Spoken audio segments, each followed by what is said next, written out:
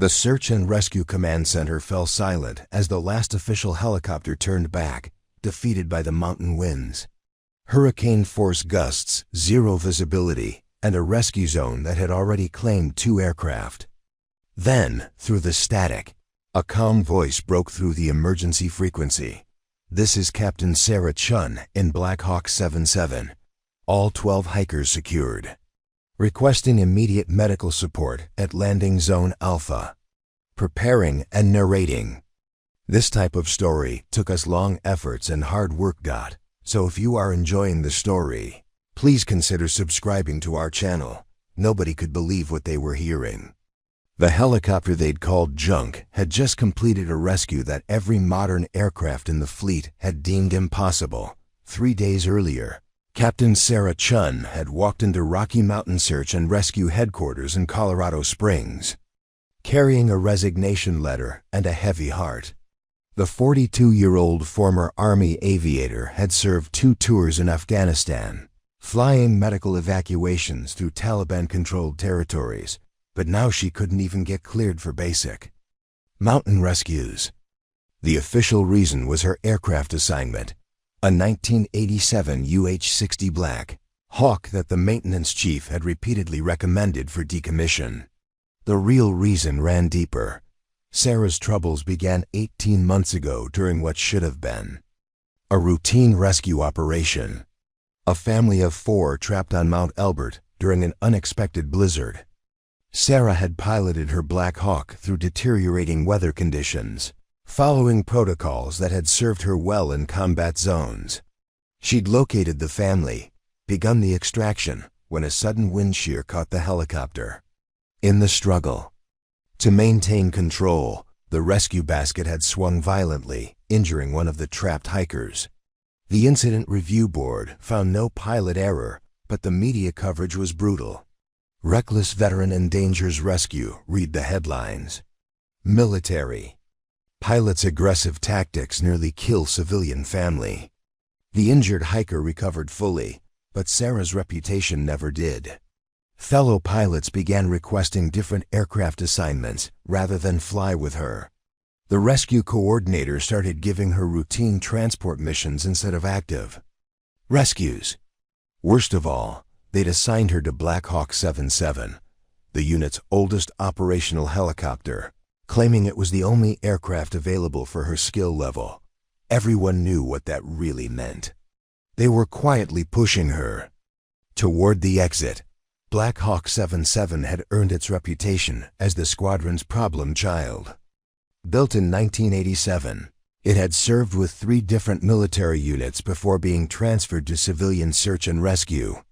The avionics were outdated, the engine responded sluggishly to power changes, and the hydraulic system required constant attention. Younger pilots called it the flying coffin behind Sarah's back. The maintenance crew joked that it stayed airborne through pure stubbornness rather than aerodynamic principles. But Sarah saw something different in the old bird, while other pilots complained about 77's quirks. Sarah spent her off-duty hours studying every maintenance manual, every modification report, every flight hour logged since its manufacturing date. She learned that the helicopter's seemingly outdated systems were actually more robust than modern computerized controls. The manual hydraulic backup that younger pilots found cumbersome could operate in conditions that would ground newer aircraft. The older engine design, while less fuel efficient, provided more consistent power output in thin mountain air. Sarah began arriving at the hangar an hour before each shift, personally inspecting every critical system. She recalibrated the collective pitch based on altitude calculations that most pilots relied on computer systems to handle. She studied weather patterns specific to Colorado's mountain ranges, learning to read wind conditions through subtle changes in how 77 responded to control inputs. While other pilots socialized in the break room, Sarah sat in the cockpit, running through emergency procedures until every response became muscle memory. The other search and rescue personnel began to notice Sarah's dedication, but they interpreted it differently than she intended. To them, her intensive preparation looked like overcompensation, a sign that she didn't trust her own abilities. The squadron commander, Lieutenant Colonel David Martinez, observed her solitary training sessions with growing concern. He'd seen combat veterans struggle with confidence issues before. Sarah's isolation from the pilot community, combined with her fixation on the problematic aircraft, suggested she might be developing the kind of anxiety that could prove dangerous.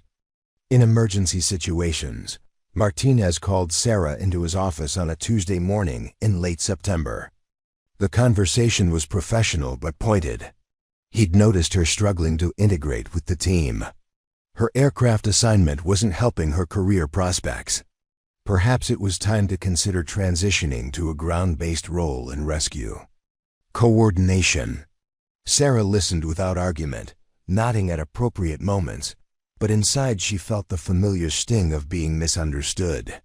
The colonel meant well, but he couldn't see what she saw in 7-7. He couldn't understand that her solitary preparation wasn't born from anxiety, but from respect for the machine and the people who might someday depend on both of them. That evening, Sarah sat in her small apartment overlooking the Colorado Springs Valley, drafting her resignation letter. She'd spent 20 years in military aviation, followed by 3 years in civilian search and rescue, only to find herself increasingly marginalized by people who couldn't see past her one publicized mistake. The letter was professional, grateful, and final. She would submit it Friday morning and begin looking for work in commercial aviation, where her extensive flight hours might still carry value. But Thursday night changed everything. A call came. Through emergency dispatch at 11:47 p.m., 12 experienced hikers caught in an early season blizzard on Mount Harvard, one of Colorado's most challenging 14ers. They'd been attempting a late season ascent when the weather turned violent. Current conditions: sustained winds at 65 miles per hour with gusts exceeding 90, visibility less than 50 feet, temperature dropping toward -20 degrees Fahrenheit. The hiking group had activated their emergency beacon from an exposed ridgeline at 13,800 feet elevation, but their last radio contact indicated injuries and rapidly deteriorating shelter. The rescue coordinator immediately dispatched 2 of the unit's newest helicopters, both equipped with advanced weather radar and terrain-following systems. The first aircraft, a modern UH-72 Lakota, turned back after encountering severe turbulence that exceeded its operational limits. The second helicopter, a UH-6OM Black Hawk with digital flight controls, made it closer to the rescue zone before a violent downdraft forced an emergency return to base. Both pilots reported conditions beyond the capabilities of their aircraft stability systems. As dawn approached with no successful rescue attempt, the situation became critical. Weather forecasts showed the storm intensifying throughout the day, with temperatures expected to drop further. The hiking group's emergency beacon continued transmitting, but their radio silence suggested the worst. Hypothermia and altitude sickness would begin claiming lives within hours.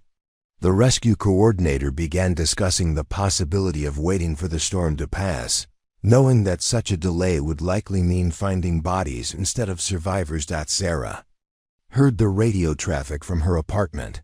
She'd been monitoring emergency frequencies out of habit, unable to completely disconnect from the work that had defined her adult life. As she listened to the failed rescue attempts and growing desperation in the coordinator's voice, she found herself walking to her closet and pulling out her flight suit.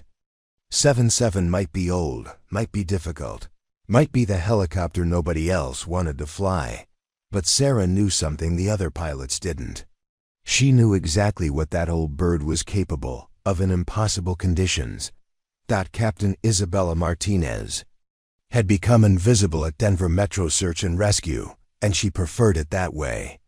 The 41-year-old former Army aviator arrived each morning at 0530 hours, completed her equipment checks in silence, and spent her shifts flying supply runs to remote fire stations.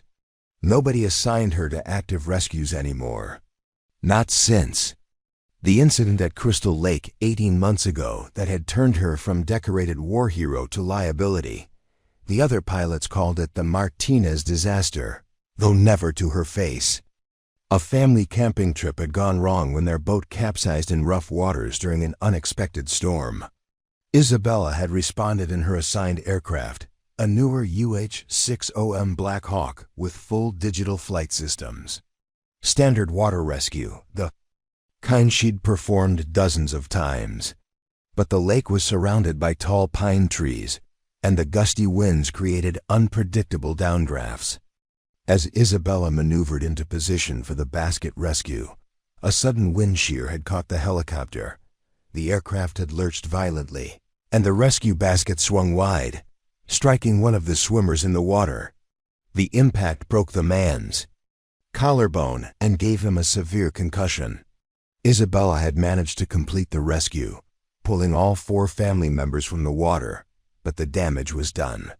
The injured man spent 3 days in the hospital, and his lawyer had filed a lawsuit claiming pilot negligence. The local news picked up the story with headlines about a reckless military pilot endangering civilians.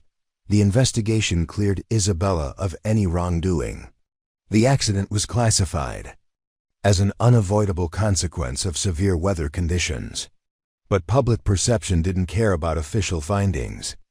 The Rescue Service Director, Thomas Brennan, found himself fielding angry calls from city council members and insurance companies.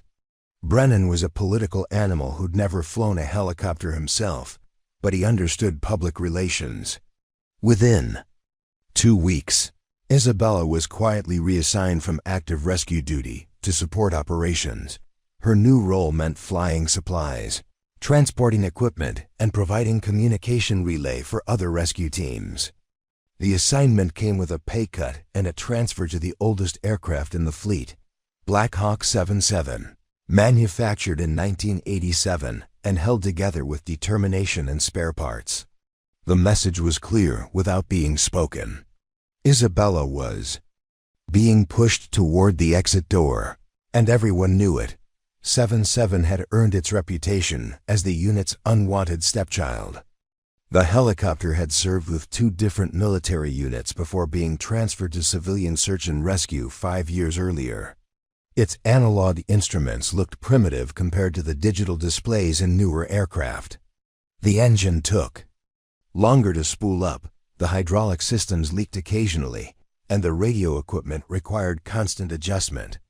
Younger pilots referred to it as the museum piece and joked that it belonged in an aviation museum rather than active service. The maintenance chief, a gruff former Marine named Rodriguez, had recommended decommissioning 77 multiple times. The parts were becoming harder to find, the maintenance hours were twice those of newer aircraft, and the insurance costs were astronomical. But budget constraints kept the old bird flying, and somebody had to pilot it. That somebody had become Isabella, the pilot nobody else wanted to work with. Isabella's colleagues treated her with polite distance. During briefings, other pilots would discuss their assignments, while she sat quietly in the back row, waiting to hear which supply run or routine transport had been assigned to 77. In the break room, conversations would pause when she entered, then resume with forced casualness. She'd catch younger pilots exchanging glances when they thought she wasn't looking, the kind of looks that said more than words ever could. The isolation was particularly painful because Isabella remembered when things were different. During her first year with Denver Metro, she'd been one of the most requested pilots. Her 22 years of Army aviation experience included combat tours in Iraq and Afghanistan, where she'd flown medical evacuations through enemy fire. She'd earned 2 Distinguished Flying Crosses and a Bronze Star for valor. Her record included over 4,000 flight hours in some of the most challenging conditions imaginable, but none of that mattered now. What mattered was one accident during bad weather, one lawsuit that was eventually dropped, and one news cycle that had painted her as dangerous. The rescue service had quietly settled with the injured man's family for an undisclosed amount, and Isabella's reputation had never recovered. She'd gone from being a respected veteran to being the pilot who hurt people. Isabella's apartment walls still displayed her military commendations, but she'd stopped mentioning her service record to new colleagues. There was no point. They'd already made up their minds about who she was based on what they'd heard.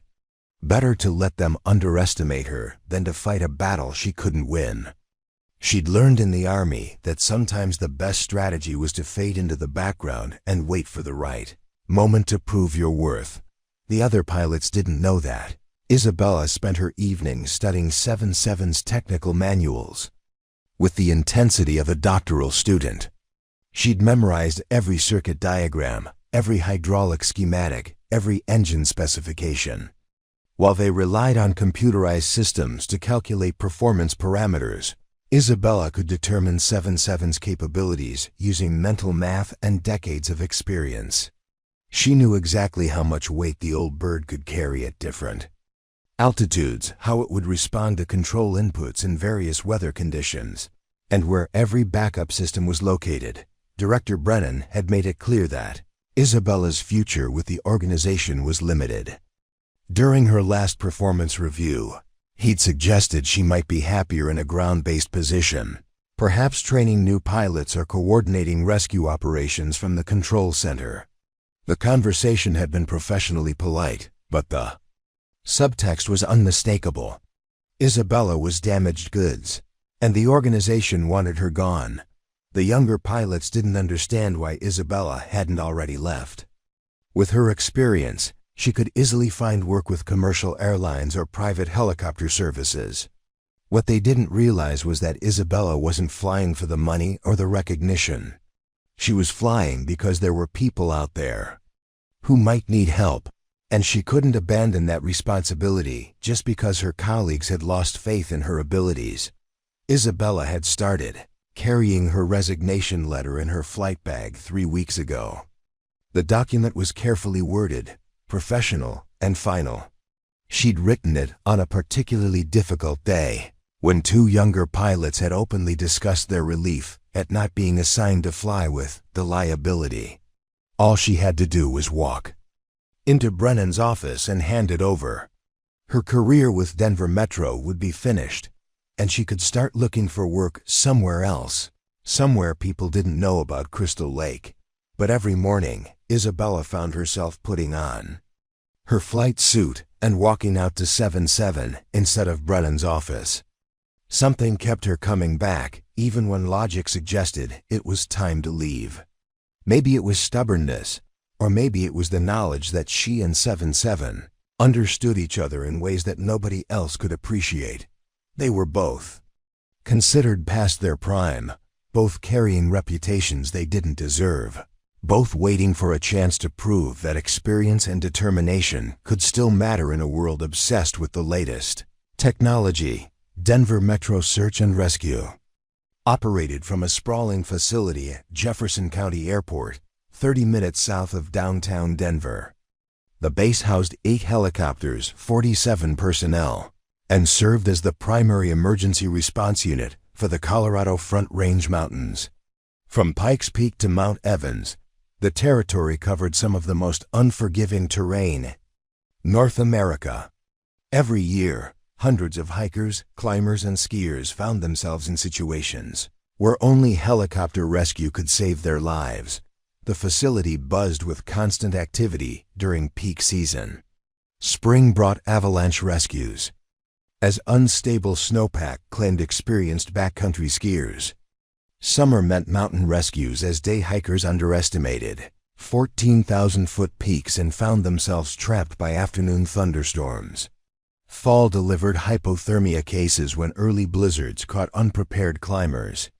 Winter was the deadliest season, when even experienced mountaineers could disappear into whiteout conditions and sub-zero temperatures that killed within hours.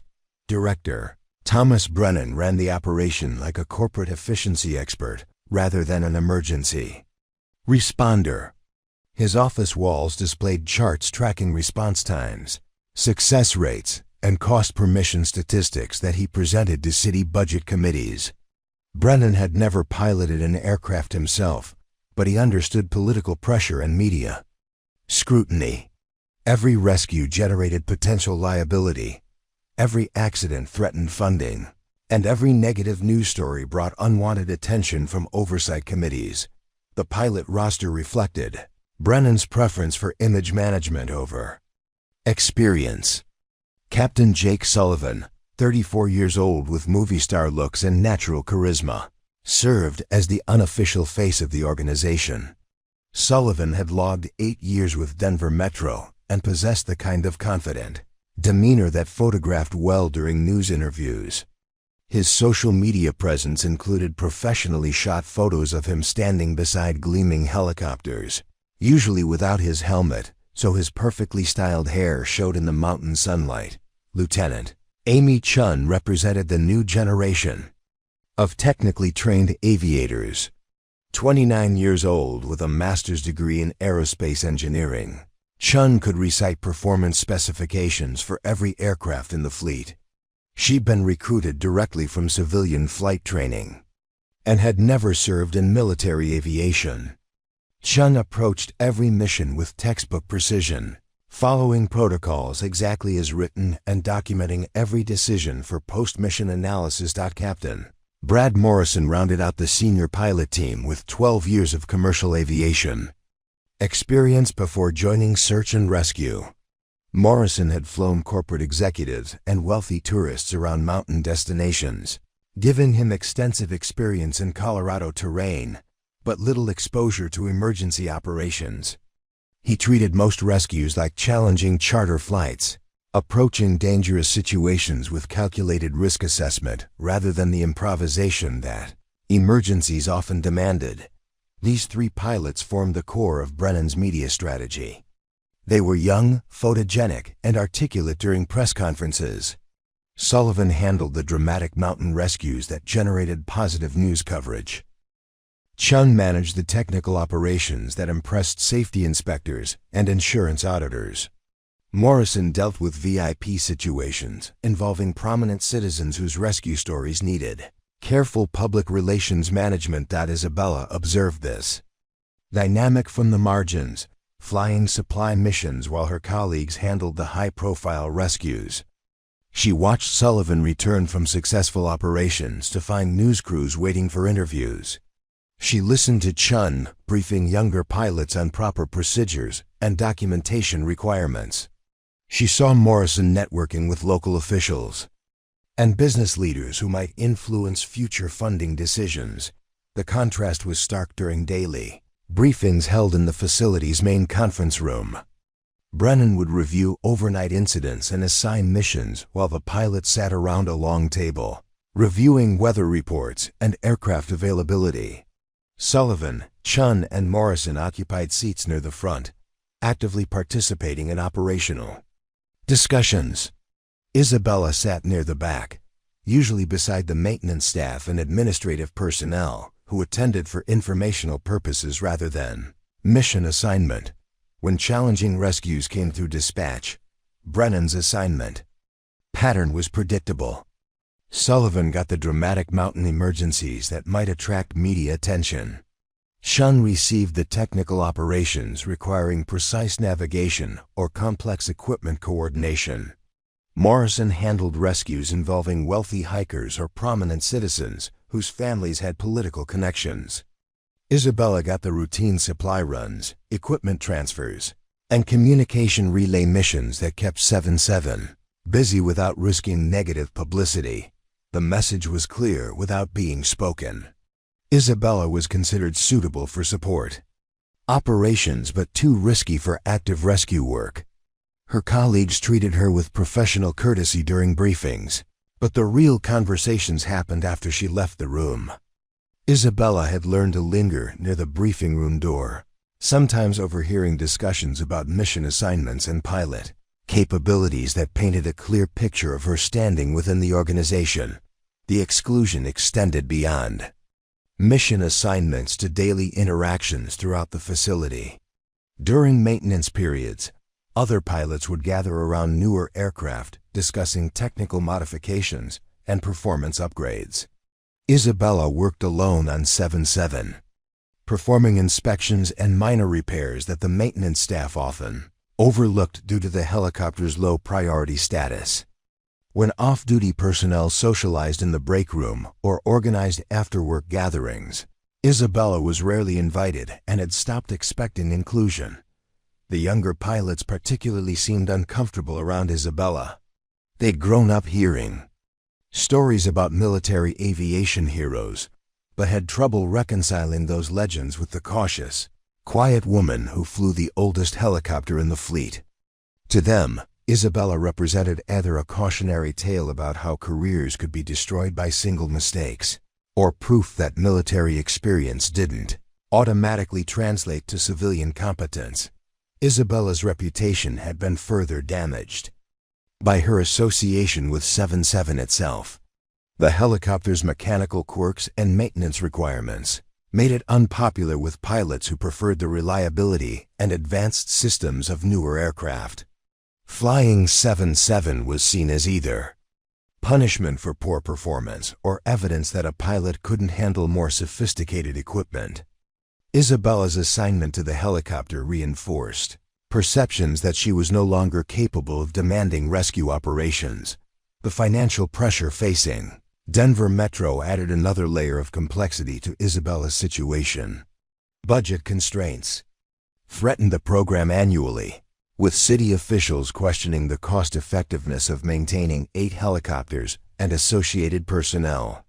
Brennan constantly emphasized the need to demonstrate efficiency and success rates that justified continued funding.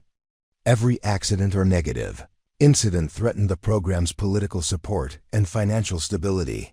Isabella understood that her presence represented a liability in Brennan's calculations. Her involvement in the Crystal Lake incident, regardless of the official findings, remained a potential source of negative publicity. Insurance companies had raised premiums following the lawsuit, even though it was eventually dropped. Media outlets occasionally referenced the incident when covering other rescue operations, keeping the story alive in public memory. The operational tempo during peak season meant that every pilot needed to perform at maximum capability. Mountain rescues often pushed aircraft and crews to their limits, with weather windows measured in minutes and margin for error approaching zero. Brennan couldn't afford to have pilots on his roster who might hesitate during critical moments or whose judgment might be questioned during post-incident investigations. Isabella had begun to accept that her time with Denver Metro was approaching its natural conclusion. She'd spent 18 months flying support missions while watching younger pilots handle the challenging rescues that had once defined her career. The resignation letter in her flight bag represented acknowledgement that fighting for acceptance within an organization that no longer wanted her services was ultimately futile. But acceptance and resignation felt different when Isabella was alone with 7-7 during pre-flight inspections. The old helicopter responded to her touch like a familiar friend, its controls providing feedback that newer aircraft masked with computer assistance. Isabella knew every sound the engine made, every vibration that indicated normal operation versus potential problems. She understood 7-7's capabilities and limitations better than anyone else in the organization, including the maintenance staff who serviced it reluctantly, while her colleagues relied on computerized flight management systems and GPS navigation. Isabella spent her evenings studying topographical maps with the intensity of a general planning a military campaign. Her apartment dining table was covered with detailed surveys of Colorado's mountain ranges, each map annotated with handwritten notes about wind patterns, thermal currents, and emergency landing zones that existed only in her memory. She traced potential flight paths with colored pencils, calculating fuel consumption and weight limitations for 7-7. Under various atmospheric conditions, Isabella had discovered that 7-7's seemingly outdated analog instruments actually provided more reliable information in extreme weather than the digital displays in newer aircraft. Modern helicopters use computerized systems that could become confused by rapid pressure changes and electromagnetic interference common during mountain storms. 77's mechanical altimeter, airspeed indicator, and engine gauges responded directly to actual conditions without digital interpretation that might lag or provide false readings. The old helicopter's hydraulic system, which other pilots complained about constantly, offered advantages that Isabella had learned to exploit. Unlike newer aircraft with computer-controlled flight assistance, 77 required direct pilot input for every control movement. This meant Isabella could feel exactly how the aircraft was responding to wind conditions, turbulence, and power changes. The mechanical feedback through the control stick and pedals provided information that digital fly-by-wire systems filtered out in the name of stability. Isabella spent countless hours in 77's cockpit during off-duty periods, practicing emergency procedures that other pilots assumed were handled automatically by computer systems. She rehearsed autorotation landings, engine failure responses, and hydraulic system malfunctions until every reaction became muscle memory. While her colleagues trusted their aircraft's automated emergency systems, Isabella knew that 77 would require manual control during any serious malfunction. Her study of Colorado mountain weather patterns had revealed seasonal wind behaviors that even experienced local pilots didn't fully understand.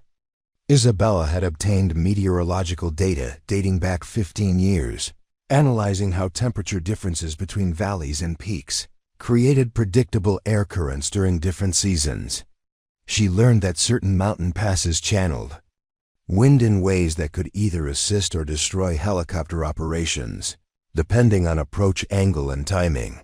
The maintenance hangar became Isabella's second classroom during quiet periods. She worked alongside Rodriguez, the maintenance chief, learning to identify potential problems before they appeared on routine inspections. Rodriguez had initially been skeptical of Isabella's interest in mechanical details, assuming she was questioning his crew's competence. But he gradually realized that Isabella genuinely wanted to understand every component of her aircraft. Rodriguez began sharing insights about 77's quirks that weren't documented in official manuals. The helicopter's engine developed maximum power at a slightly different RPM setting than specifications indicated, a characteristic that had developed over decades of high-altitude operations. The fuel system had been modified with additional filters that previous units had installed to handle contaminated fuel in combat zones. The communication equipment included backup frequencies that newer aircraft didn't carry. Isabella discovered that 77's weight and balance characteristics had evolved significantly from original factory specifications. Years of modifications, equipment additions, and component replacements had shifted the helicopter's center of gravity in subtle ways that affected flight performance. She calculated new performance charts that reflected these changes, giving her more accurate information about the aircraft's actual capabilities than the outdated manual specifications other pilots relied upon. Her colleagues began to notice Isabella's intensive preparation, but they interpreted it as evidence of uncertainty rather than dedication. Sullivan commented to Chun that Isabella seemed to be overcompensating for her lack of confidence by excessive studying and preparation. Chun agreed, noting that competent pilots should be able to rely on standardized procedures rather than developing personal modification to established protocols.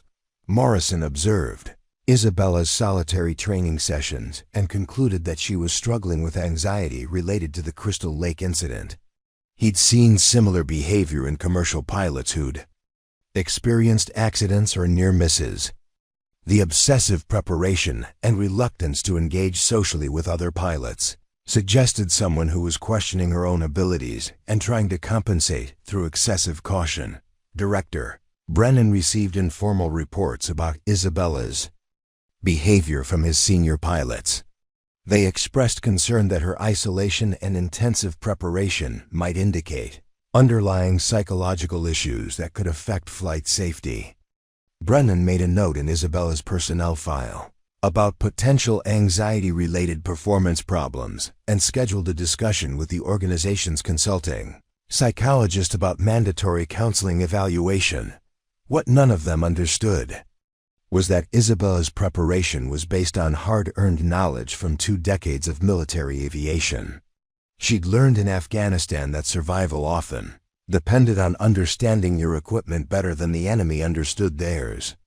The pilots who had lived through multiple combat deployments were those who had prepared for situations that weren't covered in standard operating procedures. Isabella's study of rescue mission reports revealed patterns that her colleagues hadn't recognized.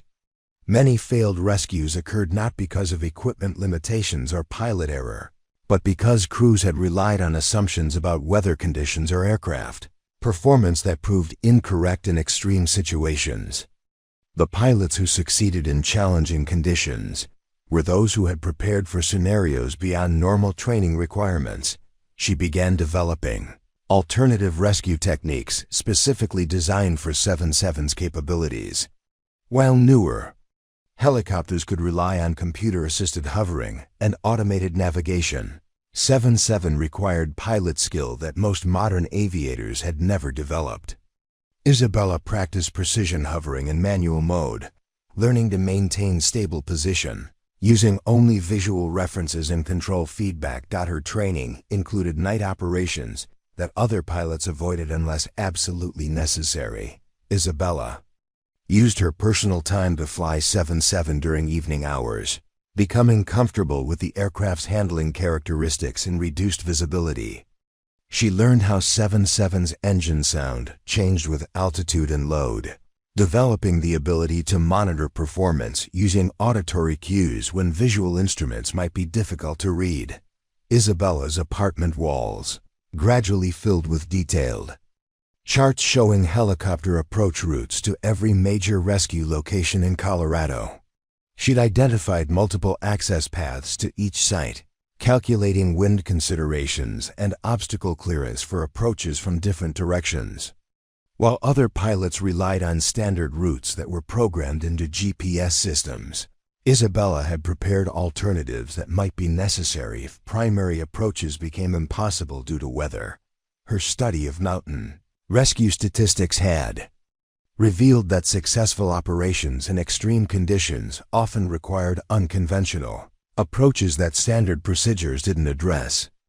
Isabella began developing contingency plans for scenarios that had defeated other rescue attempts, focusing on 777's unique characteristics that might provide advantages in specific situations. The depth of Isabella's preparation extended to medical considerations that pilot training barely covered. She studied hypothermia progression rates at different altitudes and temperatures, learning to calculate how much time injured hikers might have before rescue became recovery. This knowledge helped her understand when emergency crews needed to take risks that normal safety protocols would prohibit. Isabella's maintenance logbook for 777 became a detailed record of every component's performance history.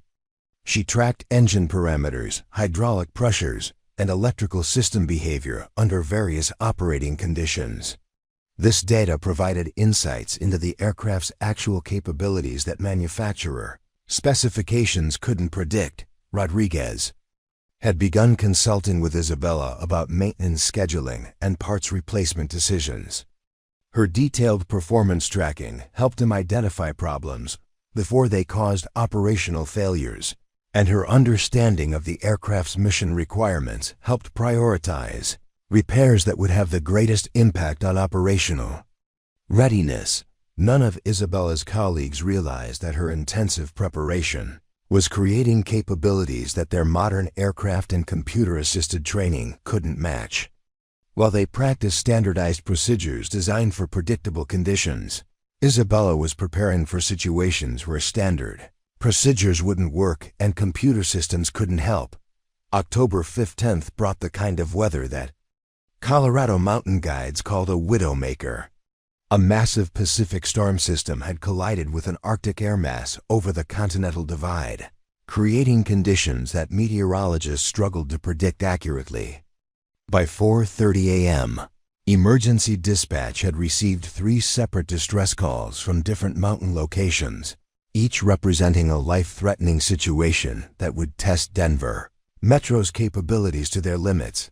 The first call came from a group of rock climbers trapped on a technical route up Mount of the Holy Cross. 5 experienced climbers had been caught by the storm while attempting a challenging multi-pitch ascent. Ice formation on the rock face had made both climbing and rappelling impossible, leaving them stranded on a narrow ledge at 11,000 feet with inadequate shelter and dwindling supplies. The second emergency involved a solo hiker who had activated his emergency beacon near the summit of Mount Elbert, Colorado's highest peak. The 53-year-old Denver attorney had been attempting to complete his goal of climbing all 58 Colorado 14ers. His last radio contact indicated a possible ankle injury and deteriorating weather conditions that were preventing him from descending safely. The third and most serious call originated from Mount Massive, where a group of 12 experienced hikers had been attempting an early-season traverse of the mountain's challenging ridge system. The group included members of the Colorado Mountain Club's advanced hiking section, led by a certified wilderness guide with over 20 years of backcountry experience. Their emergency beacon had activated at 3:47 a.m. from a position at 13,600 feet, well above the tree line in fully exposed terrain. Director Brennan arrived at the facility by 5:15 a.m. to coordinate the multiple rescue operations. The weather briefing painted a grim picture of rapidly deteriorating conditions across the entire Front Range. Sustained winds were already exceeding 50 miles per hour at higher elevations, with gusts approaching 75. Visibility was dropping toward zero as heavy snow combined with blowing snow to create whiteout conditions. Temperatures were plummeting toward -15 degrees Fahrenheit at altitude. The rescue coordinator, a veteran emergency responder named Patricia Williams, had already begun prioritizing the 3 situations based on severity and rescue complexity. The rock climbers on Holy Cross were in immediate danger, but could potentially be reached by ground rescue teams if helicopter operations proved impossible. The solo hiker on Elbert was in a serious situation but had adequate gear and experience to survive several hours if necessary. The group on Mount Massive represented the most critical emergency. 12 people exposed to severe weather at high altitude with limited shelter created a scenario where hypothermia and altitude sickness could begin claiming lives within hours. The group's last radio contact had indicated multiple injuries from falls during their attempt to descend in deteriorating visibility. Their emergency beacon continued transmitting, but attempts to establish radio communication had failed. Brennan quickly assigned his 3 senior pilots to lead the rescue operations. Captain Sullivan received the Mount Massive mission, the most challenging and high-profile emergency that would likely attract significant media attention. His aircraft assignment was the newest UH-6OM Black Hawk, equipped with advanced weather radar, terrain-following navigation, and digital flight management systems designed for operations in adverse conditions. Lieutenant Chun was assigned to rescue the solo hiker on Mount Elbert, a technical operation that required precise navigation to a specific GPS coordinate in poor visibility. Her aircraft was a UH-72 Lakota with sophisticated avionics and automated flight controls that could maintain stable hovering positions even in turbulent conditions. The Lakota's lighter weight and advanced systems made it ideal for single-person rescues in challenging terrain. Captain Morrison received the rock climbing rescue on Mount of the Holy Cross, an operation that would require careful coordination with ground rescue teams and potentially involve multiple aircraft for personnel and equipment transport. His aircraft was a UH-6 OL Black Hawk with specialized rescue equipment and communication systems for complex, multi-agency operations. Isabella listened to the mission assignments from her usual position near the back of the briefing room, knowing that her role would be limited to support operations, regardless of the severity of the emergencies. 7-7 was considered unsuitable for challenging rescue operations, particularly in the extreme weather conditions that were forecast for the day. Brennan's assignment for Isabella came as no surprise. She would provide communication relay and logistical support from lower altitudes while the primary rescue aircraft operated in the mountains.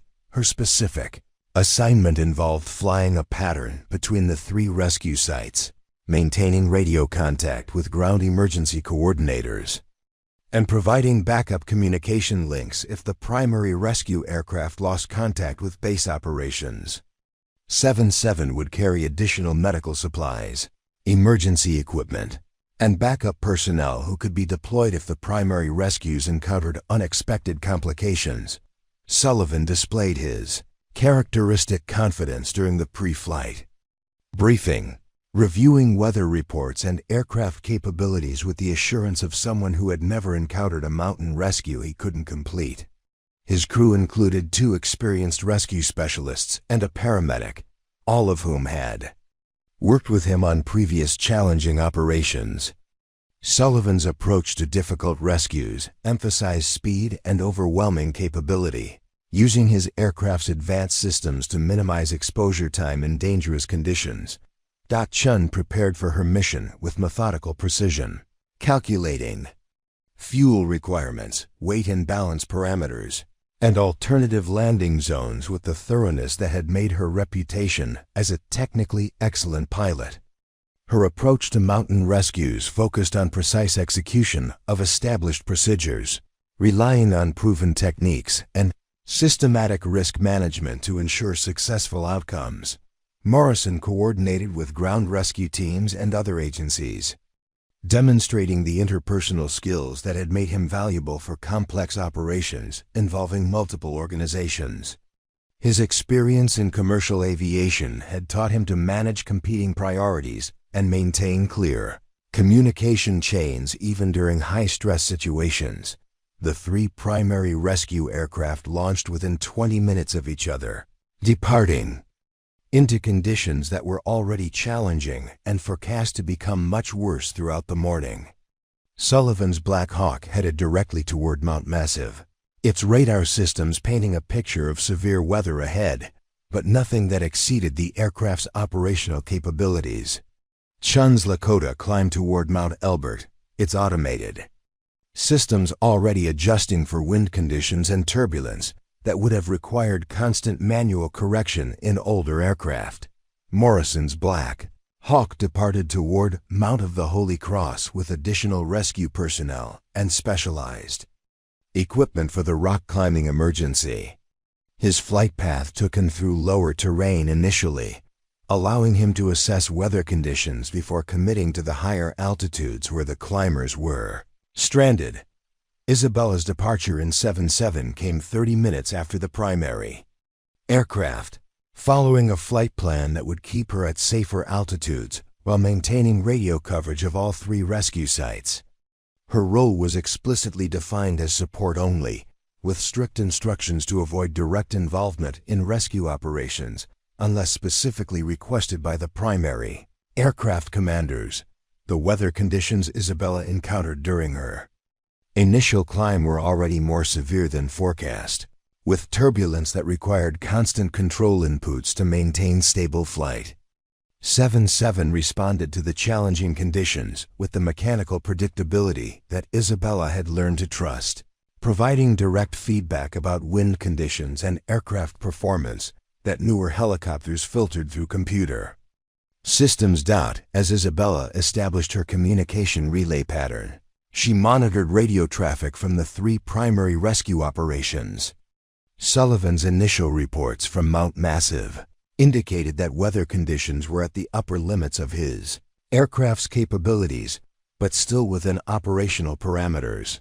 Chun had successfully reached the vicinity of Mount Elbert, but was Encountering visibility problems that were complicating her search for the solo hiker, Morrison's approach to Mount of the Holy Cross was proceeding according to plan, with ground rescue teams already moving toward the base of the climbing route to provide support for the helicopter extraction. The coordination between air and ground operations was functioning smoothly, following protocols that had been developed through years of successful rescue operations. Isabella's position provided her with a unique perspective on the developing weather situation across the entire rescue area. From her altitude of 9,000 feet, she could observe cloud formations, wind patterns, and precipitation intensity that the higher-flying primary aircraft couldn't see clearly. Her observations suggested that conditions were deteriorating more rapidly than meteorological forecasts had predicted.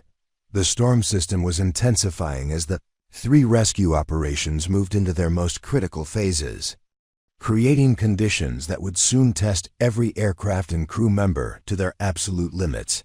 Sullivan's first indication that the Mount Massive rescue was going catastrophically wrong came when his advanced weather radar suddenly displayed a solid wall of white across his entire screen.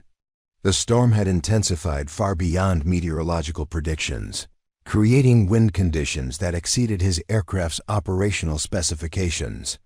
Sustained winds were now topping 85 miles per hour, with gusts approaching 120, generating turbulence that made stable flight impossible even with computer-assisted controls.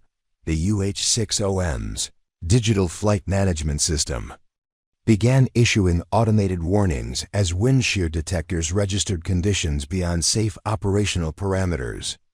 Sullivan fought to maintain control as his helicopter was buffeted by downdrafts that dropped the aircraft 300 feet in seconds, followed by violent updrafts that stressed the airframe beyond design limits. The computerized stability system, designed to smooth out minor turbulence, became a liability in extreme conditions as it couldn't respond quickly enough to the rapidly changing wind forces. Sullivan's crew chief reported equipment failures as rescue gear broke loose from its mounting points during violent aircraft movements. The rescue basket, essential for extracting the stranded hikers, had been damaged when it struck the aircraft's cargo door during a particularly severe turbulence encounter. The sophisticated winch system, controlled by computerized load sensors, malfunctioned when ice formation interfered with its electronic components. At 13,000 feet above Mount Massive, Sullivan made the decision that every pilot dreads, with his aircraft being torn apart by forces that exceeded its design capabilities and critical rescue equipment no longer functional. He declared an emergency and began an immediate descent to lower altitudes. His radio transmission to rescue control was broken by static and interference. Rescue base. Sullivan. Unable to. Extreme conditions, aborting mission, equipment failure. Chung's rescue attempt on Mount Albert faced different but equally devastating problems. Her UH-72 Lakota's sophisticated avionics system, designed to provide precise navigation in poor visibility, began malfunctioning as ice accumulated on critical sensors. The aircraft's automated hovering system, which relied on GPS positioning and radar altimeter data, became unreliable when ground signals bounced erratically off snow-covered terrain. The Lakota's lightweight construction, an advantage in normal conditions, became a critical weakness in the severe mountain winds. The aircraft was being thrown around like a toy, with control inputs that should have produced gentle corrections, instead causing wild oscillations that Chun couldn't dampen quickly enough. Her fuel consumption was double normal rates as she fought to maintain position, and critical warning lights began illuminating on her instrument panel. Chun's attempted approach to the solo hiker's last known position turned into a nightmare of zero visibility and dangerous downdrafts. Snow and ice pelted her windscreen faster than heating systems could clear it, reducing her forward vision to less than 50 feet. The automated terrain following system that should have warned her About obstacles instead provided false readings as it struggled to interpret radar returns from the chaotic weather conditions. When Chun's engine began developing irregular power fluctuations, possibly due to ice ingestion or fuel system problems, she had no choice but to abort her rescue attempt. Her distress call to rescue control was barely audible through atmospheric interference. Base. Chun. Engine problems. Zero visibility. Returning to emergency landing. Morrison's operation at Mount of the Holy Cross initially appeared to be proceeding successfully despite deteriorating weather conditions. He'd established contact with the stranded rock climbers and was coordinating with ground rescue teams when disaster struck without warning.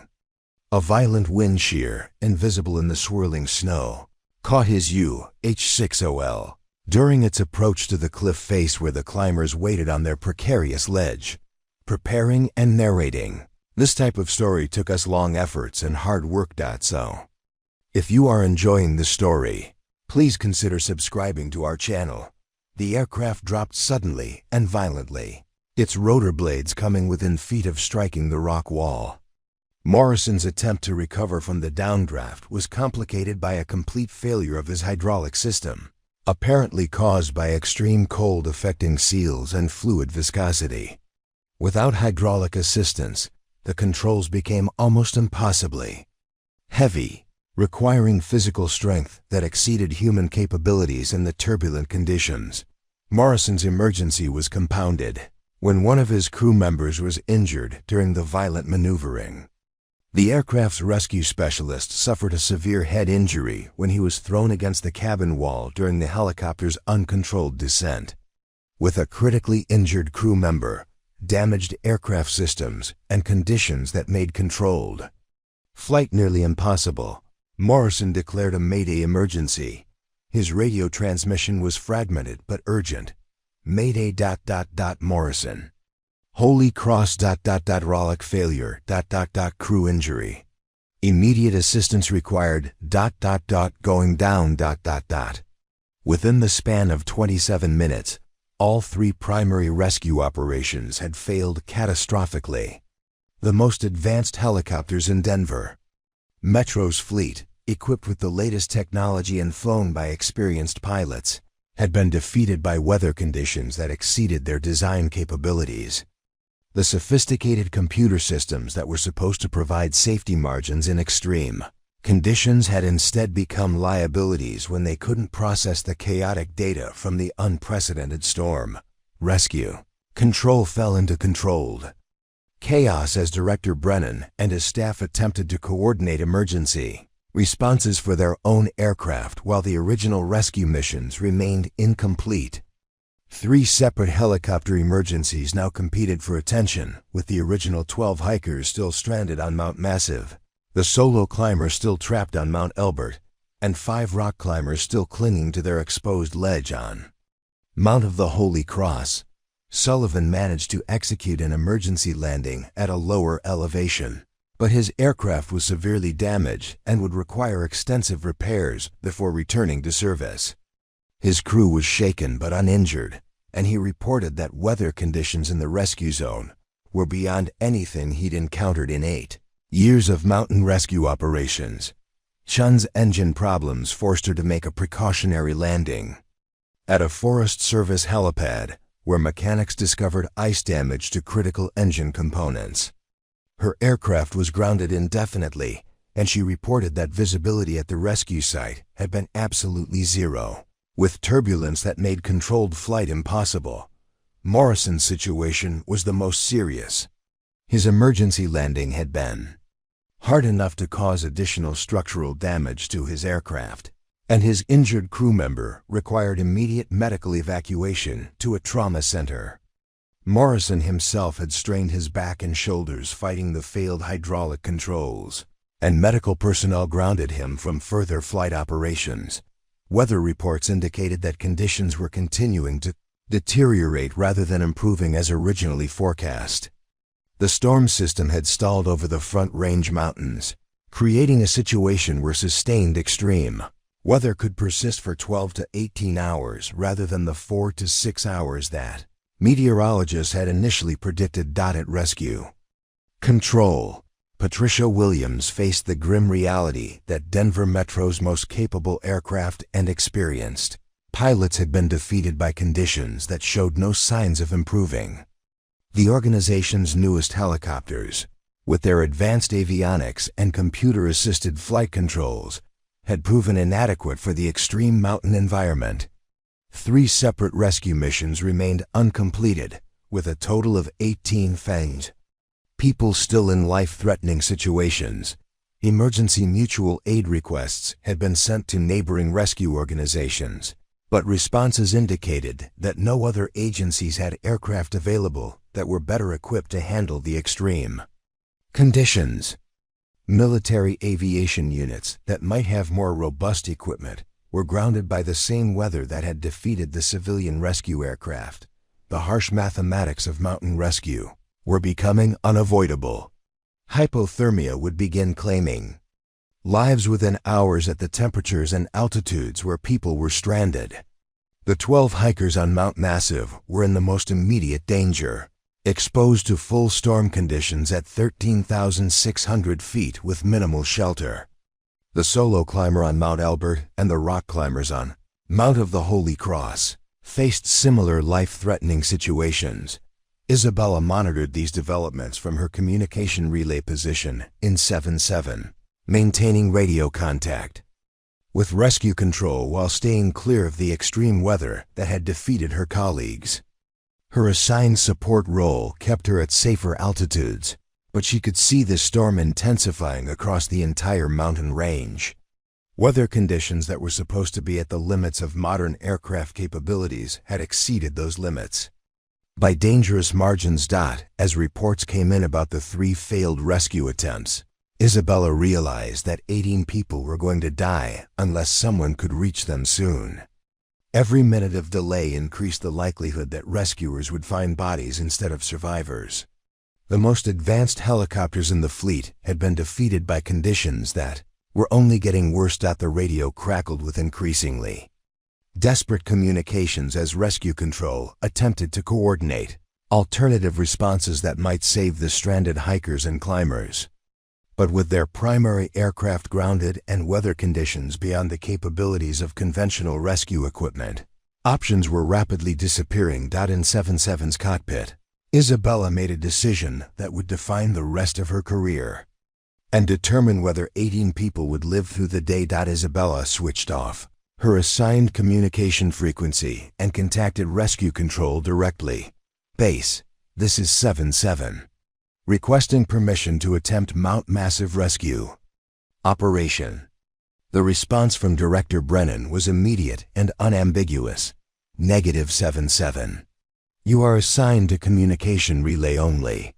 Weather conditions exceed operational parameters for all aircraft. Isabella had expected that response. She also knew that 18 people would die if someone didn't reach them within the next 2 hours. The advanced helicopters had failed because their computer systems couldn't process the chaotic data from extreme weather conditions. 7-7 had no computer systems to fail. Every control input went directly from Isabella's hands to the aircraft's mechanical systems, providing the kind of direct feedback that modern pilots had never learned to interpret. Base 7-7 is equipped for manual flight operations in conditions that defeat automated systems. Request clearance to assess rescue feasibility. Brennan's reply carried the edge of someone who had reached the end of his patience. 7-7. You are explicitly ordered to maintain current position. Any deviation from assigned mission will result in immediate termination. Isabella looked at the fuel gauges, calculated her remaining flight time, and made the decision that 22 years of military aviation had prepared her for. Sometimes following orders meant letting people die. Sometimes saving lives meant accepting consequences that would destroy your career. She'd rather be fired for trying than live with the knowledge that she'd followed orders while 18 people froze to death. Base 7-7 declaring emergency authority under Colorado. Revised Statute 24-30, 3.5-706. Proceeding to Mount Massive Rescue Site.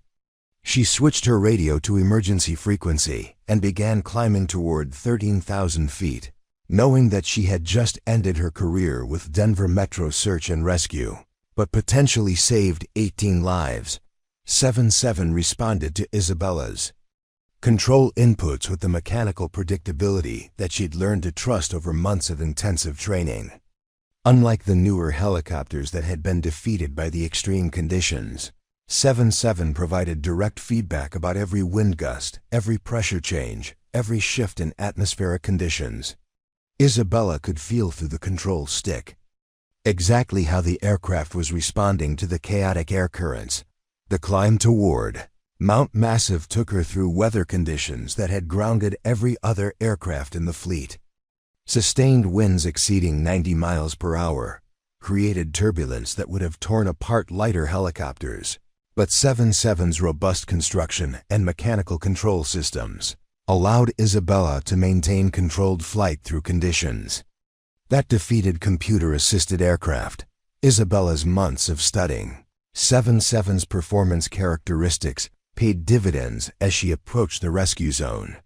She knew exactly how much power the old helicopter could produce at 13,000 feet, how much weight it could carry in the thin air, and how its control responses changed with altitude and atmospheric pressure. While other pilots relied on digital displays and automated calculations, Isabella had memorized performance parameters that allowed her to operate the aircraft at the edges of its capability envelope. The approach to Mount Massive required navigation techniques that modern pilots had never learned.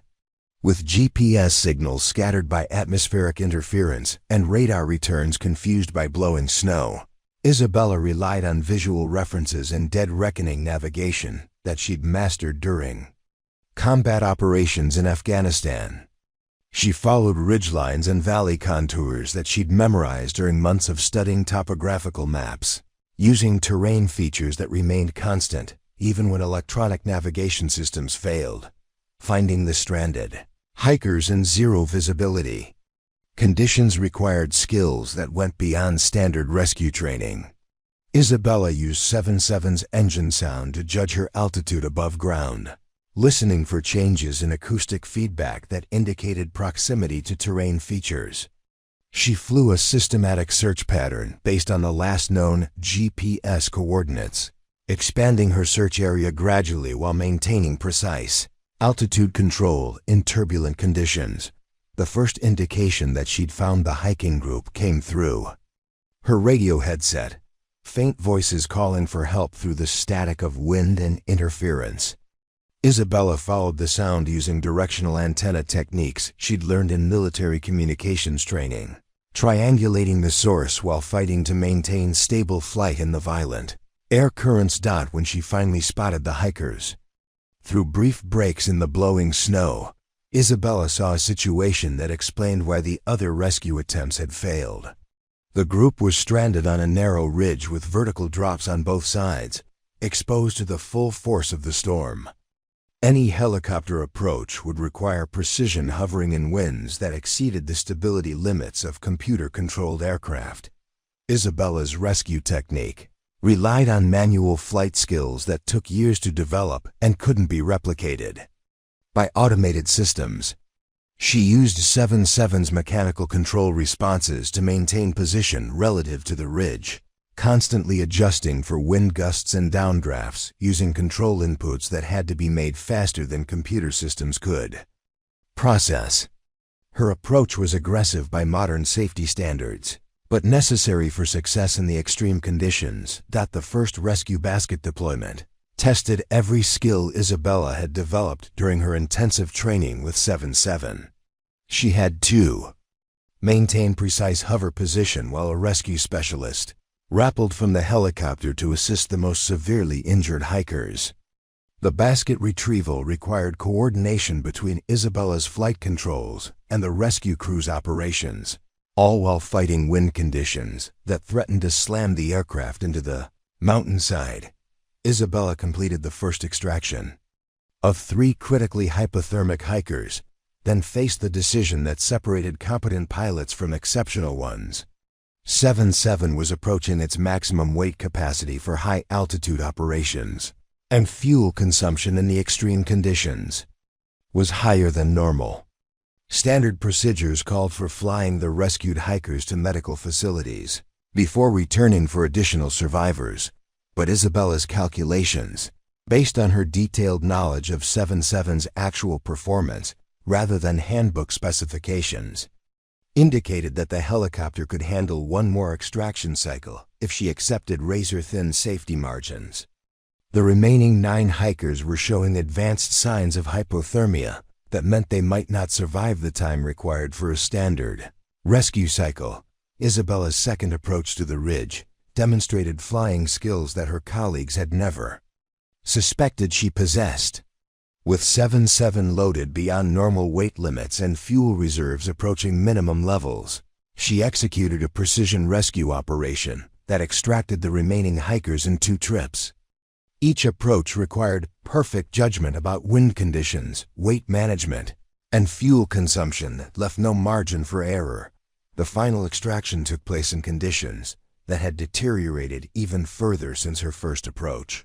Visibility was now essentially zero, with wind gusts exceeding 100 miles per hour creating downdrafts that could have driven 77 into the mountainside.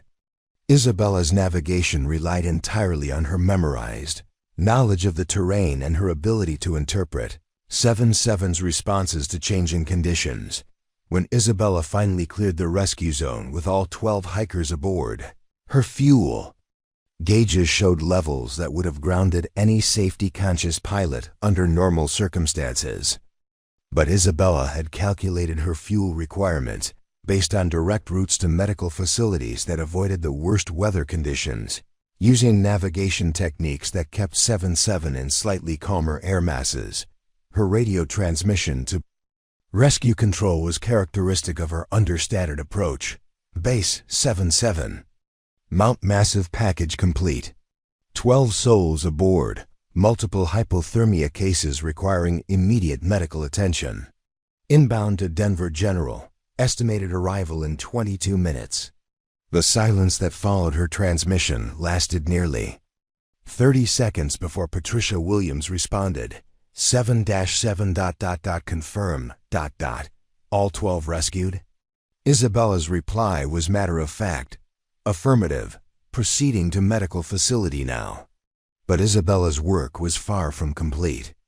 Weather reports indicated that the solo climber on Mount Elbert and the rock climbers on Mount of the Holy Cross were still in life-threatening situations.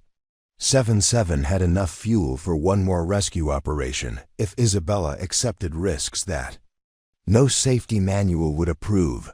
Her decision to continue operations despite explicit orders from Director Brennan meant accepting consequences that would end her career regardless of mission success. But 18 people had become 15 people who still needed rescue, and Isabella understood that 77 might be their only chance for survival. Isabella's fuel calculations for the Mount Elbert rescue were based on performance margins that would have terrified safety inspectors.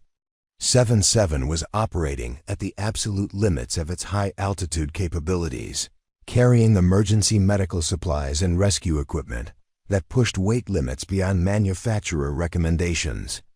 But Isabella's months of studying the helicopter's actual performance had revealed capabilities that official specifications didn't acknowledge.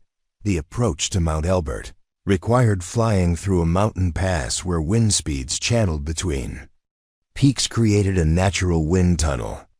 Isabella used terrain masking techniques she'd learned in Afghanistan, staying close to ridgelines to avoid the worst turbulence, while navigating by visual references that remained constant despite the blowing snow. 77's mechanical flight controls allowed her to make instantaneous corrections that computer-assisted helicopters couldn't match. Finding the solo hiker required detective work that combined aviation skills with wilderness knowledge. Isabella analyzed the terrain around his last known GPS position, calculating where an experienced climber would likely seek shelter during deteriorating weather conditions. Her search pattern focused on areas that provided natural wind protection, using her understanding of mountain weather patterns to predict where someone might survive the extreme conditions. The hiker was semi-conscious from hypothermia when Isabella located him in a natural rock shelter barely large enough for one person. His rescue required a technique that 7.7's design made possible, but newer helicopters couldn't attempt. Isabella landed the helicopter on a narrow snow field at 12,800 feet, using manual autorotation techniques to set down safely despite winds that exceeded normal landing parameters. The extraction took 8 minutes of ground operations, during which 7.7's engines remained running in conditions that could have caused catastrophic mechanical failure. Isabella's crew chief worked with desperate efficiency to load the hypothermic climber, while Isabella maintained engine power settings that kept the helicopter ready for immediate departure. The takeoff from the confined landing zone demonstrated flying skills that combined military precision with intimate knowledge of 7.7's capabilities. During the flight to medical facilities, Isabella monitored radio traffic about the rock climber still stranded on Mount of the Holy Cross. Ground rescue teams had been unable to reach them due to ice conditions that made climbing impossible, and weather forecasts indicated that temperatures would continue dropping throughout the night. The 5 climbers were facing survival conditions that would likely prove fatal without immediate helicopter evacuation.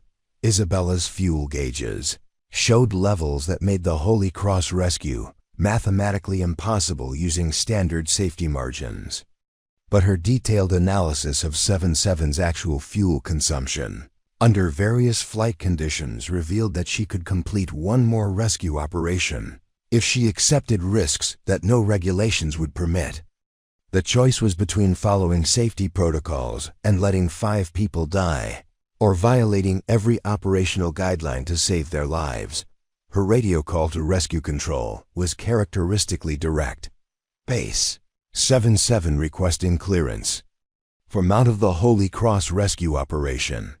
Director Brennan's response carried the fury of someone who had been defied beyond his tolerance limits. 7.7, you are ordered to return to base immediately.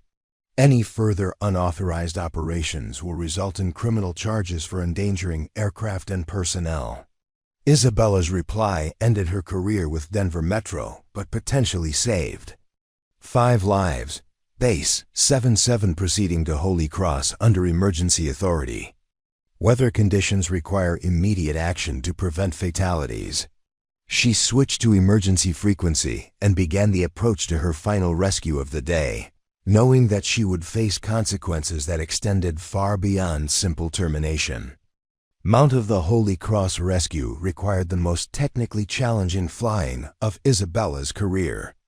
The rock climbers were stranded on a cliff face that required precision hovering in close proximity to vertical rock walls, with margin for error measured in feet rather than yards. 7.7's mechanical controls and Isabella's manual flying skills made the operation possible, but success required perfect judgment about wind conditions and aircraft positioning. Isabella's approach technique utilized 7.7's ability to operate in conditions that would have defeated computer-controlled helicopters. She used the cliff face itself as wind protection, flying closer to the rock wall than safety regulations permitted, while maintaining the precise hover position necessary for basket rescue operations. Her crew chief operated the rescue winch with the expertise of someone who understood that lives depended on perfect coordination between aircraft control and rescue equipment operation. Each of the 5 climbers required individual extraction from different positions on the cliff face, testing Isabella's ability to maintain precise aircraft control while the rescue specialist maneuvered among rock formations that left no room for navigational error. 7.7's fuel consumption during the extended hover operations pushed consumption rates to levels that left virtually no safety margin for the return flight to medical facilities. Isabella's final extraction from Mount of the Holy Cross was completed with fuel gauges showing levels that should have grounded the aircraft hours earlier. Her navigation back to Denver Metro's base facility required direct routing that avoided any unnecessary distance, using techniques that minimized fuel consumption while maintaining enough power to safely complete the flight with 5 hypothermic climbers aboard. When 77 touched down at Jefferson County Airport at 4:47 p.m., Isabella had completed 3 separate rescue operations that had saved 18 lives in conditions that had defeated every other aircraft in the fleet. Her fuel tank showed levels that indicated she'd operated the helicopter at the absolute limits of its range and endurance capabilities. Director Brennan was waiting on the tarmac with security personnel and representatives from the Federal Aviation Administration. Isabella shut down 77's engines and completed her post-flight checklist with the methodical precision that had characterized her entire career, knowing that she was documenting the final entry in her Denver Metro flight log. The medical teams that received the rescued hikers and climbers found cases of severe hypothermia that would have proven fatal within hours, without immediate intervention. 3 of the Mount Massive hikers required emergency surgery for frostbite injuries that had developed during their exposure to extreme weather conditions. The solo climber from Mount Elbert was treated for advanced hypothermia and altitude sickness that medical personnel indicated would have caused death before midnight. The rock climbers from Mount of the Holy Cross presented multiple cases of exposure injuries, combined with trauma from their extended time clinging to inadequate shelter on the cliff face. Medical personnel confirmed that without immediate rescue, all 5 climbers would have died from hypothermia before dawn. Isabella's colleagues began arriving at the base facility as news of the successful rescues spread through emergency service networks. Sullivan, Chun, and Morrison gathered near the flight line, watching as medical teams transferred patients from 77 to waiting ambulances. Their conversations were subdued, focusing on the technical impossibility of what Isabella had accomplished in conditions that had defeated their advanced aircraft. Rodriguez, the maintenance chief, conducted his inspection of 77 with the thoroughness of someone who couldn't believe the helicopter had survived the day's operations. His preliminary assessment indicated that the aircraft had been operated beyond every safety limitation in the maintenance manual, yet showed no signs of structural damage or mechanical failure that would prevent continued operations. The flight data recorder from 77 documented performance parameters that exceeded manufacturer specifications in multiple categories. Isabella had operated the helicopter at altitudes, weights, and weather conditions that should have resulted in either mechanical failure or loss of aircraft control. The recorded data provided evidence of flying skills that her colleagues had never suspected she possessed. Patricia Williams, the rescue coordinator, compiled mission reports that documented the successful extraction of 18 people from 3 separate locations and weather conditions that had grounded every other aircraft in the region. Her analysis indicated that Isabella had completed rescue operations that standard protocols classified as impossible, using techniques that weren't taught in civilian aviation training programs. The FAA investigation would later determine that Isabella had violated numerous federal aviation regulations during her unauthorized rescue operations, but had done so in circumstances that justified emergency authority provisions. Her technical flying skills and detailed knowledge of 77's capabilities had made possible rescue operations that no other pilot could have attempted with any reasonable expectation of success. Isabella stood beside 77 as the last ambulance departed, watching 18 people leave for medical treatment who would have died without her intervention. Her resignation letter was still in her flight bag, no longer necessary since Director Brennan had already informed her that termination proceedings would begin immediately, but 18 people were alive who should have been dead. And 77 had proven that experience and determination could still overcome the limitations of modern technology when lives depended on exceptional performance under impossible conditions.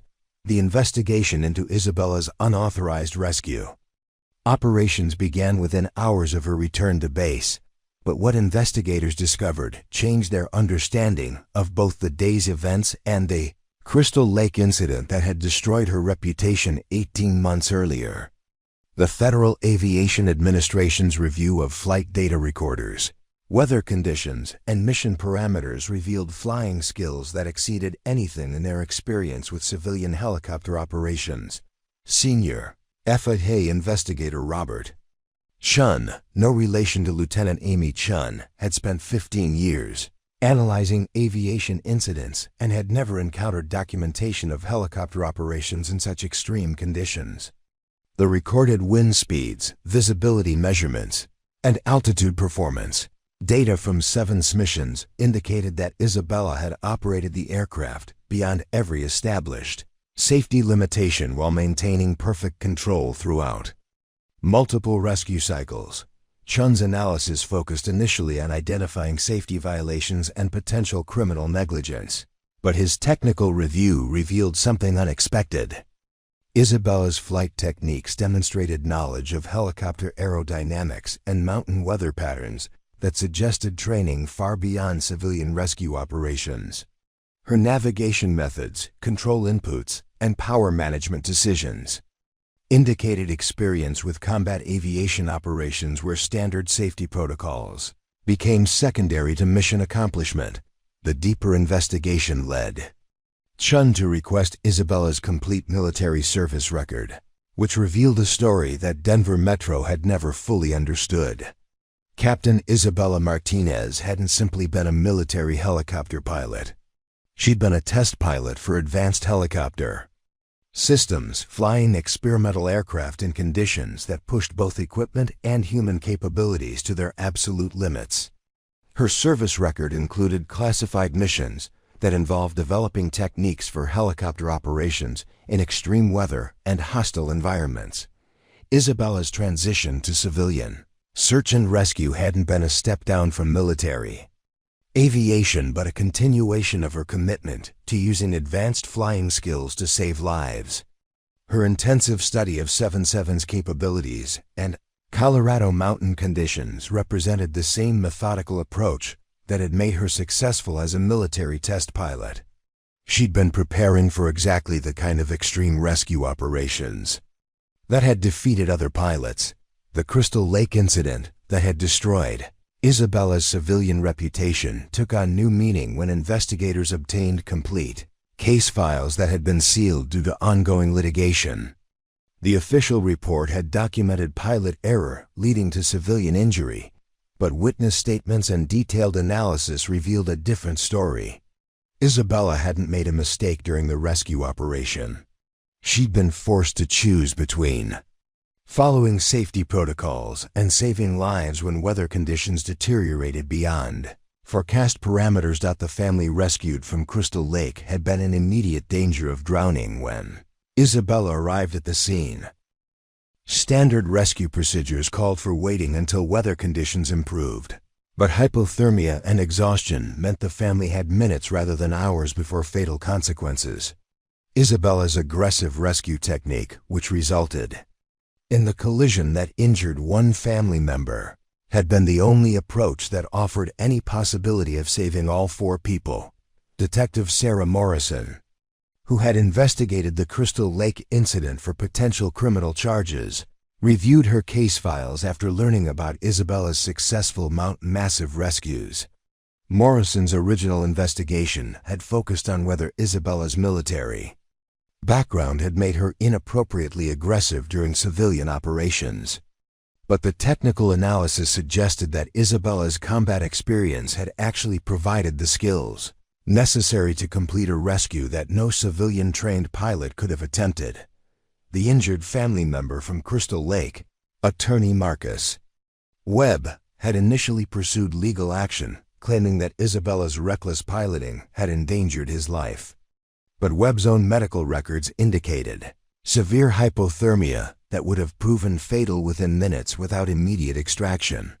Isabella's choice between perfect safety and saving lives had prevented a tragedy that standard procedures couldn't have addressed. Director Brennan's decision to scapegoat Isabella for the Crystal Lake incident had been driven by political considerations rather than technical analysis. The rescue service faced budget scrutiny from city officials who questioned the cost-effectiveness of maintaining multiple helicopters and specialized personnel. A high-profile accident involving a military veteran fit a narrative that suggested excessive risk-taking by overly aggressive pilots who couldn't adapt to civilian safety standards. Isabella had accepted responsibility for the Crystal Lake incident without defending herself because she understood the political dynamics better than her colleagues realized. Someone needed to be held accountable for the accident, and protecting the organization's reputation was more important than protecting her individual career. Her military background made her an acceptable scapegoat who could absorb criticism without threatening the broader rescue program. But Isabella's acceptance of blame hadn't been submission to unjust treatment. It had been a calculated decision by someone who understood that organizations sometimes needed to sacrifice individuals to survive institutional threats. Isabella had been willing to accept career destruction if it meant preserving the rescue capability that other people might need in future emergencies. Her assignment to 7-7 hadn't been punishment for incompetence, but recognition that she was the only pilot qualified to operate the organization's most challenging aircraft. Director Brennan had never understood that Isabella's military experience made her uniquely capable of flying helicopters that required manual skills rather than computer assistance. What appeared to be demotion was actually assignment to equipment that matched her extraordinary capabilities. Isabella's months of intensive preparation with 7-7 hadn't been motivated by anxiety about her abilities, but by professional responsibility to understand every aspect of the aircraft that might save lives during extreme emergencies. Her solitary training reflected military discipline that prioritized mission readiness over social integration. Isabella hadn't been struggling with confidence issues. She'd been preparing for situations that other pilots couldn't imagine. Rescue operations on October 15th demonstrated why Isabella's preparation had been necessary. The computer-assisted helicopters that failed in extreme conditions required pilot skills that civilian training programs didn't provide. Isabella's ability to operate 7-7 beyond its official limitations came from years of test pilot experience that had taught her to find performance capabilities that manufacturers never documented. Rodriguez, the maintenance chief, discovered additional evidence of Isabella's extraordinary competence when he completed detailed inspections of 7-7 after the rescue operations. The helicopter showed signs of operation at stress levels that should have caused mechanical failure. But Isabella's precise control techniques had prevented damage that less skilled pilots would have caused. Her understanding of the aircraft's actual capabilities had been more accurate than official engineering specifications. The medical personnel who treated the rescued hikers and climbers provided testimony that changed perceptions of Isabella's decision to violate safety regulations. Dr. Michael Torres, the emergency physician who treated the Mount Massive hypothermia cases, confirmed that the hikers would have died within 2 hours without immediate medical intervention. Isabella's unauthorized rescue operations had prevented 18 deaths that would have occurred if she'd followed Brennan's orders to maintain her assigned support role. The families of the rescued hikers began organizing support for Isabella when they learned about her termination for saving their relatives' lives. Their testimonials described Isabella's professionalism during the rescue operations and their gratitude for her willingness to risk her career to save people she'd never met. Local media outlets picked up their stories, creating public pressure that conflicted with the official narrative about reckless behavior, endangering public safety. Colorado's Governor Patricia Adams, herself an experienced mountain climber, requested a complete review of the October 15th rescue operations. After learning that 18 lives had been saved by actions that resulted in criminal investigation rather than commendation, Governor Adams understood mountain rescue operations from personal experience and recognized that Isabella's skills represented exactly the kind of expertise that emergency services needed during extreme weather events. The deeper truth about Isabella's character emerged through testimonials from military colleagues who had served with her during combat operations. Colonel James Wright, Isabella's former squadron commander in Afghanistan, described her as the most skilled helicopter pilot he'd encountered in 30 years of military aviation. Isabella's reputation for accepting dangerous missions to save lives had made her legendary among combat aviators who understood the difference between recklessness and calculated risk-taking.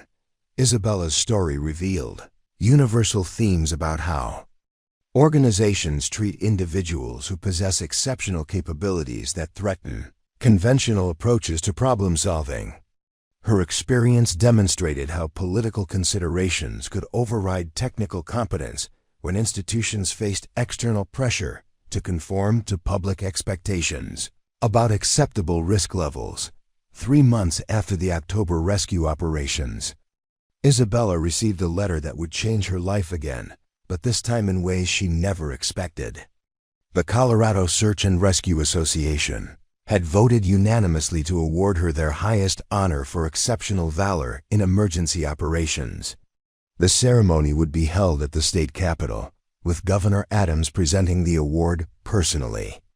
But Isabella had already moved to Alaska, where she'd accepted a position with Denali National Park's high-altitude rescue team, flying missions that required exactly the skills that Denver Metro had dismissed as too dangerous. The letter found Isabella in a cabin near Fairbanks, where she'd been training with the Park Service's most challenging helicopter, a modified UH-1 Huey that was even older than 7.7, but perfectly suited for operations in conditions that grounded more modern aircraft.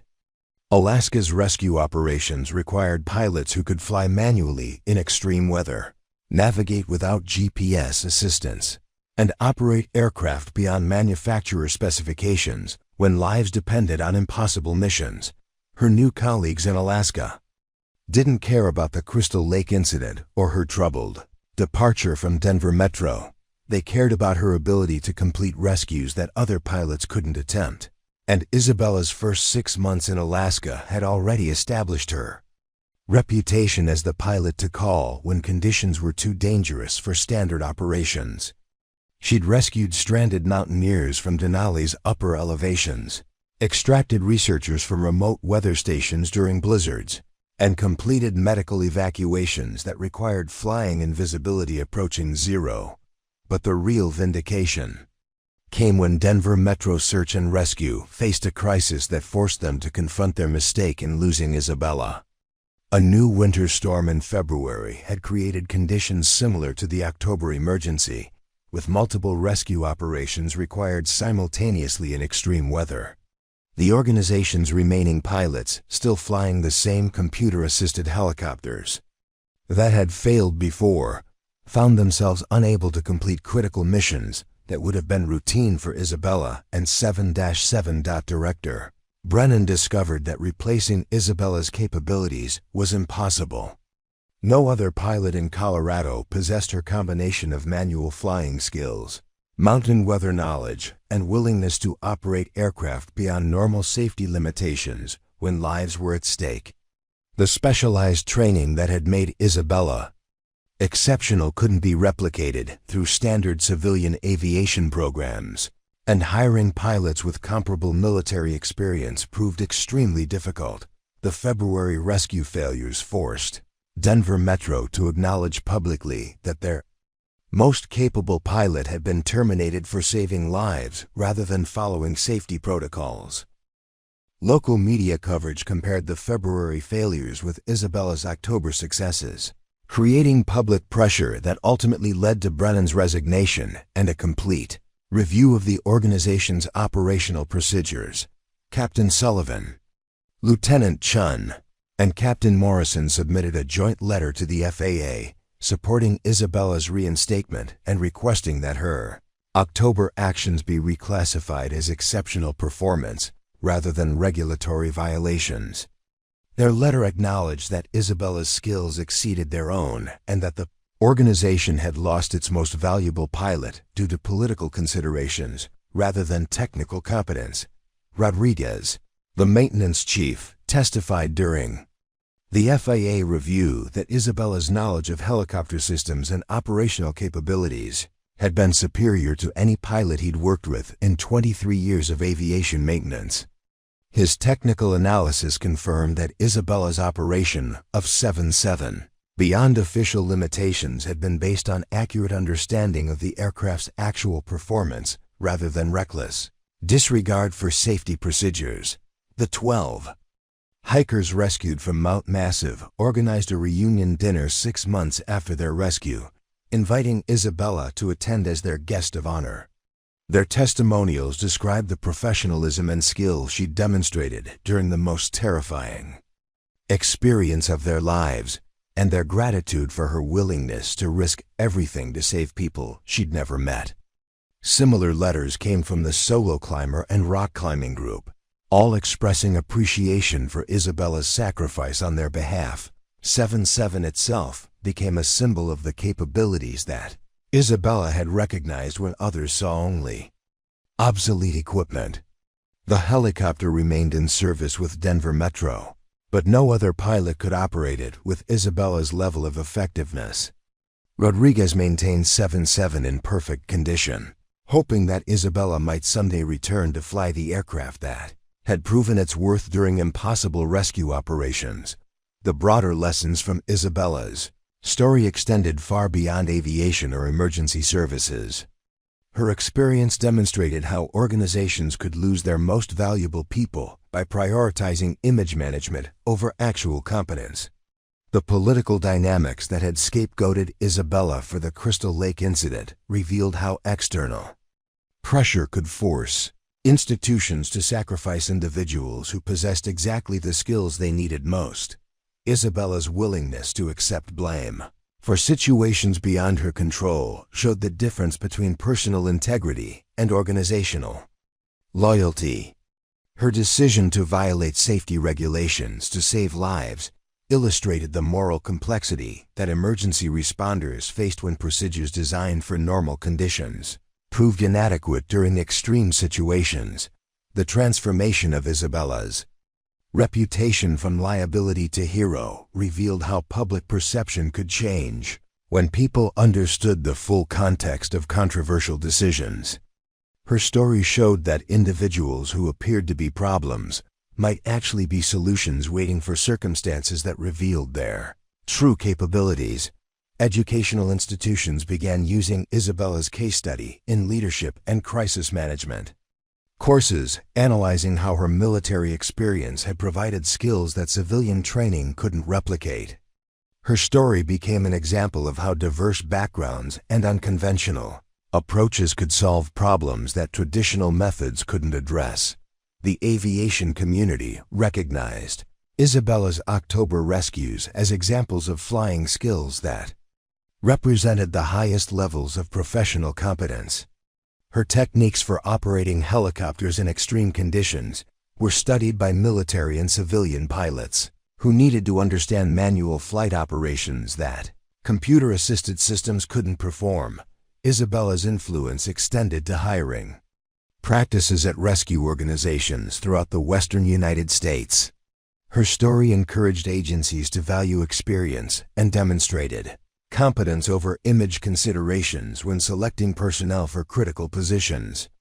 The recognition that Isabella's skills had been dismissed rather than appreciated led to broader changes in how organizations evaluated pilot capabilities. Children in Colorado schools learned about Isabella's story as an example of courage and professional dedication that saved lives when others had given up hope.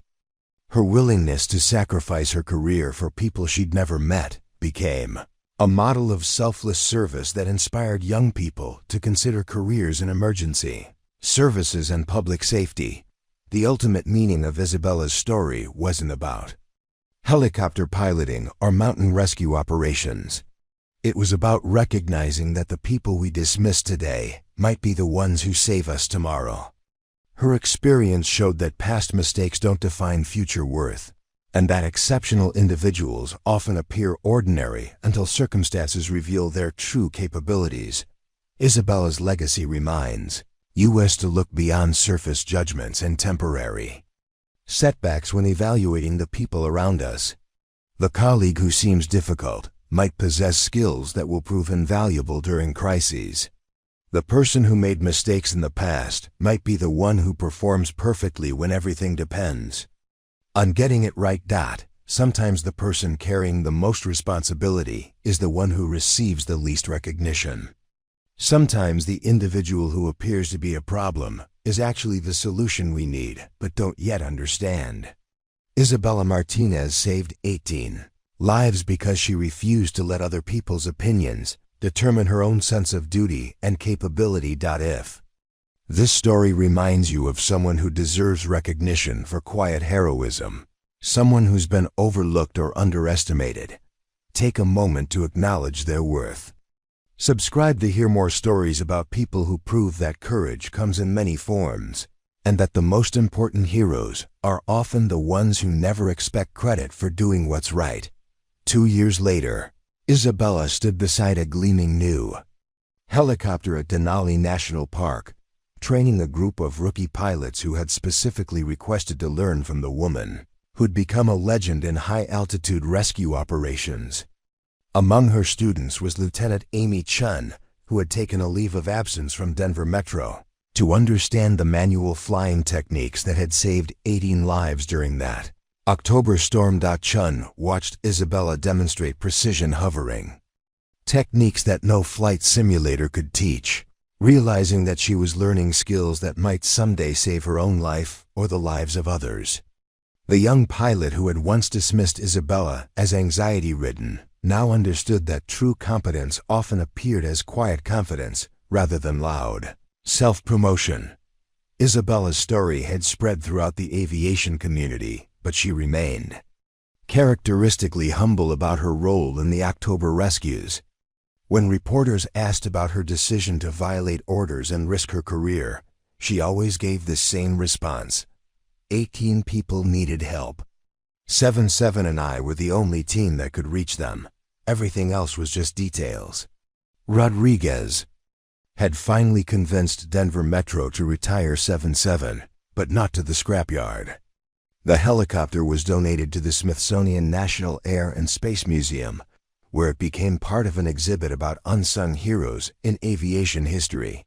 A plaque beside the aircraft read, "Some heroes wear medals. Others simply show up when everyone else has given up hope." The families of the rescued hikers and climbers had established a scholarship fund in Isabella's name, supporting military veterans who wanted to transition into civilian emergency services. Their annual fundraising dinner featured testimonials from people whose lives had been saved by individuals who refused to accept that rescue was impossible. But perhaps the most meaningful recognition came from an unexpected source. Marcus Webb, the attorney who had been injured during the Crystal Lake rescue, contacted Isabella personally to apologize for his lawsuit and to thank her for saving his family's life. Webb had spent months researching the incident and finally understood that Isabella's aggressive rescue technique had been the only approach that could have saved them all. Isabella's legacy wasn't just about helicopter piloting or mountain rescue. Her story revealed universal truths about human potential and the danger of judging people by their worst moments rather than their capabilities. She proved that the person everyone overlooks might be the one who saves everyone when it matters most. Today, Isabella continues flying rescue missions in Alaska, training the next generation of pilots who understand that real skill can't be programmed into computers or learned from textbooks. She carries the quiet satisfaction of someone who chose saving lives over saving face, and who discovered that doing the right thing often costs everything but gives back even more. Her story reminds us to look beyond first impressions and past mistakes when evaluating the people around us. The colleague who seems withdrawn might possess extraordinary capabilities. The person who made errors in the past might be the one who performs perfectly when lives depend on getting it right. Every day, heroes like Isabella work quietly around us, preparing for moments when their unique skills might be the difference between tragedy and triumph. They don't seek recognition or glory. They simply show up when others can't, and they do what needs to be done regardless of personal cost. If Isabella's story resonates with you, if you believe that quiet heroes deserve recognition, help us share more stories like this one. Subscribe to our channel to hear about the people who prove that courage comes in many forms, and that the most important heroes are often the ones who never expect credit for doing what's right. Because every person dismissed today might be the one who saves tomorrow. Hit that subscribe button. These stories need to be told.